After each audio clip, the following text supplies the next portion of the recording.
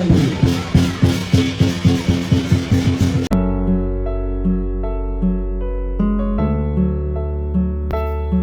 ka-Clover, bago magsimula ang taong 2026, tanungin mo muna ang sarili mo. Handa na ba ang altar mo para sa pagpasok ng bagong swerte?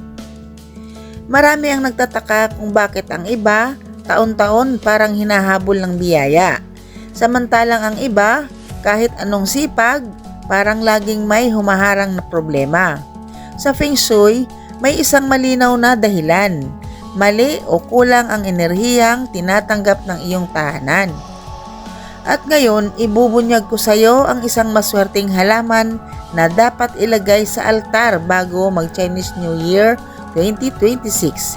Isang halaman na kahit anong relihiyon mo, pwede at epektibo. Hindi ito relihiyon, ito ay enerhiya, balanse at respeto sa daloy ng buhay. Makinig kang mabuti. Dahil kapag binaliwala mo ito, baka ikaw na mismo ang humaharang sa sarili mong swerte. Ang pinakamaswerteng halaman para sa altar ay ang citrus plant, kagaya ng kalamansi, kumquat o orange plant. Pwede rin po yung lemon, dahil ang mga iyan ay nabubuhay kahit na nakapaso lang. Kung wala kayong citrus plant, marami pong nabibiling citrus plant gaya ng lemon o kalamansi sa mga bilihan ng halaman. Meron po silang maliliit lang. Yun ay pwede nyo na pong ilagay sa altar nyo. Pero kung malalaki na po ang mga citrus plant nyo na nakapaso, pwede nyo naman po silang ilagay sa sahig lang sa tabi ng inyong altar. Pero kailangan malinis ang sahig at maliwanag ang pwesto. Sa Feng Shui, ang citrus plant ay isa sa pinakamalakas na pang-akit ng swerte, lalo na bago ang Chinese New Year. Hindi ito basta halaman, ito ay simbolo ng kasaganaan, proteksyon at tuloy-tuloy na biyaya. Bakit citrus plant ang pinili ng mga Chinese? Sa tradisyon at Feng Shui, ang bilog na bunga ay simbolo ng buong biyaya. Ang kulay dilaw at kahil ay kulay ng ginto at kayamanan. Ang maraming bunga ay tanda ng maraming oportunidad. Ang mabangong dahon ay panlinis ng negatibong enerhiya. Kaya bago mag-Chinese New Year, ang citrus plant ay hindi nawawala sa altar at tahanan. At tandaan mo ito, kung ano ang inilalagay mo sa altar, iyon ang iniimbitahan mo sa buhay mo. Kahit anong relihiyon mo, pwedeng-pwede ito. Linawin natin ito ha. Ang Chinese New Year ay hindi relihiyon. Ito ay pagkakilala sa bagong simula, paglinis ng lumang malas at pag-anyaya ng panibagong biyaya. Kahit ikaw ay Katoliko, born again, Muslim, Iglesia o anumang relihiyon pa yan, pwede kang magkaroon ng citrus plant sa altar. Dahil ang halaman na ito ay hindi sinasamba, hindi pinapalitan ang Diyos, hindi kontra sa pananampalataya. Ito ay simbolo ng pasasalamat at pag-asa. Bakit dapat nasa altar ang halaman? Sa Feng Shui, ang altar ay puso ng tahanan, sentro ng intensyon, lugar kung saan dumadaloy ang espiritual na enerhiya.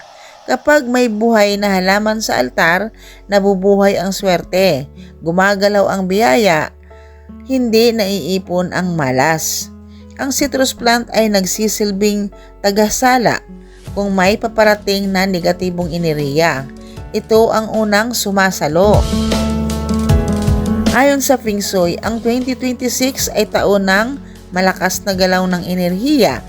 Kung handa ka, aangat ka. Kung pabaya ka, mahihila ka pababa.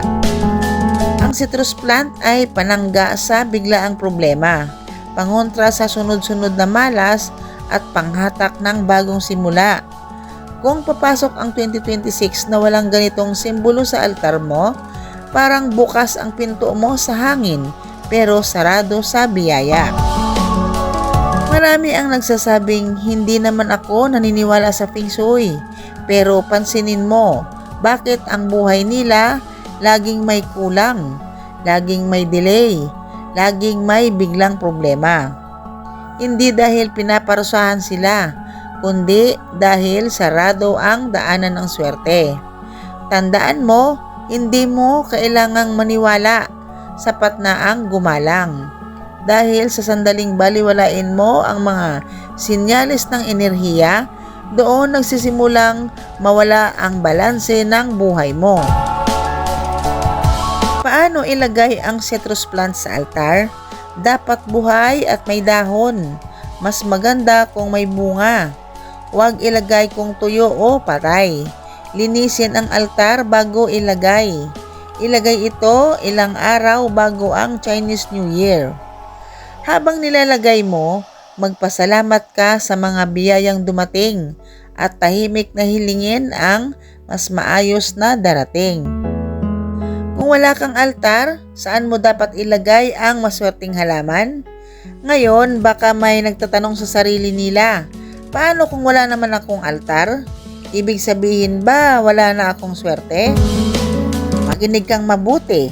Ang swerte ay hindi limitado sa altar. Ang altar ay simbolo lamang ng sentro ng enerhiya. Pero sa Feng Shui, may mga lugar sa bahay na parang altar din ang lakas.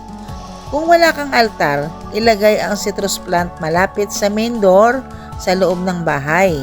Sa Feng Shui, ang pinto ang bibig ng tahanan.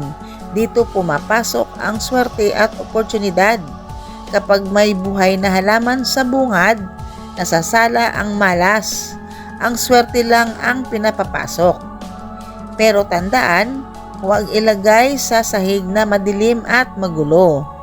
Kung madumi ang bungad, kahit anong halaman pa iyan, hindi papasok ang biyaya. Kaya dapat malinis ang bungad ng bahay, malinis ang buong bahay bago mag-Chinese New Year. Ikalawang pili, sa southeast na bahagi ng bahay.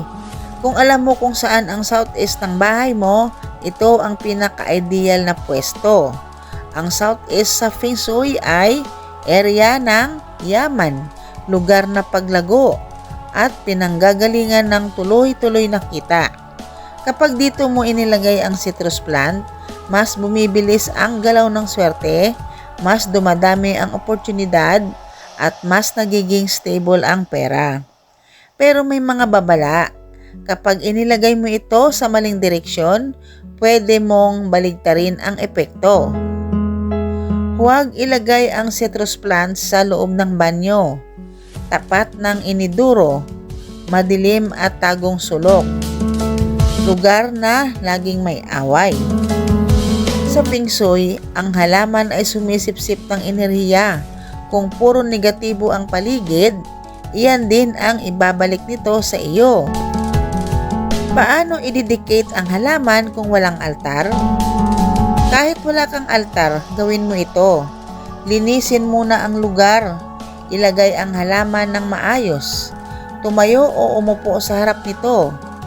Tahimik na magpasalamat at humiling ng malinaw na intensyon. Hindi kailangan ng dasal na mahaba. Ang mahalaga, malinis ang isip at malinaw ang hiling. Marami ang naglalagay ng halaman pero pabaya naman sa buhay. Tandaan mo ito, ang halamang pinababayaan ay sumisimbolo sa swerte na tinatalikuran. Kapag ito ay nalanta at hindi mo inalagaan, ang Feng Shui ay nagsasabing unti-unting humihina ang biyayang dumadaloy sa iyo. Bago tayo magtapos, may isang katotohanan na dapat mong marinig. Kahit gaano pa kamahal at kaganda ang maswerteng halaman sa bahay mo, hindi nito kayang magtrabaho para sa iyo. Sa Feng Shui, malinaw ang batas ng enerhiya. Ang swerte ay dumadaloy lang sa taong kumikilos. Kung ikaw ay tamad, walang disiplina, puro hiling pero walang gawa, kahit punuin mo pa ang bahay mo ng maswerteng halaman, sarado pa rin ang pinto ng positibong enerhiya. Ang halaman ay pang-akit, hindi kapalit ng pagsisikap. Ito ay gabay, hindi himala. Tandaan mo ito, ang maswerteng halaman ay parang ilaw sa daan. Pero kung ayaw mong maglakad, mananatili kang nasa dilim. Kaya kung gusto mong gumana ang feng shui sa buhay mo, sabayan mo ito ng sipag, tiyaga at tamang gawain. Dahil sa huli, ang tunay na malas ay hindi ang walang pampaswerte, kundi ang taong ayaw kumilos para sa sariling kinabukasan. Bago pumasok ang Chinese New Year 2026, tanungin mo ulit ang sarili mo. Ano ang iniimbitahan mo sa buhay mo? Problema o biyaya? Ang isang simpleng halaman sa altar ay maaaring maging simula ng malaking pagbabago. Hindi ito pamahiin, hindi ito relihiyon. Ito ay paggalang sa daloy ng buhay at enerhiya. Kung nagustuhan mo ang vlog na ito, ibahagi mo sa mga taong gusto mong magkaroon ng swerte. At tandaan mo, ang swerte ay hindi hinahabol, iniimbitahan. Happy Chinese New Year mga ka-Clover!